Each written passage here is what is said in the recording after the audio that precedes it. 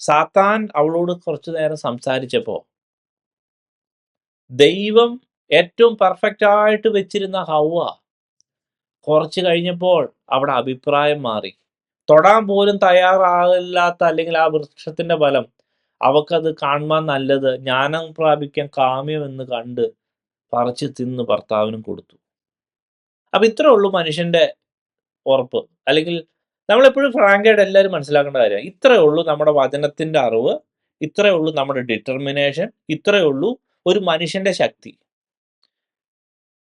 നമ്മൾ ഹല്ലേലൂയ ആത്മാർത്ഥമായിട്ട് if you are not involve in the assigned task, നമ്മളെ ഏൽപ്പിച്ച ഉത്തരവാദത്തിൽ നമ്മൾ അതിനകത്ത് ഇൻവോൾവ് അല്ലെങ്കിൽ,